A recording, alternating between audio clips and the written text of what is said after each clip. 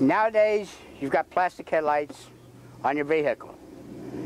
And when they came out with plastic, something in the plastic just automatically causes this oxidation on this plastic.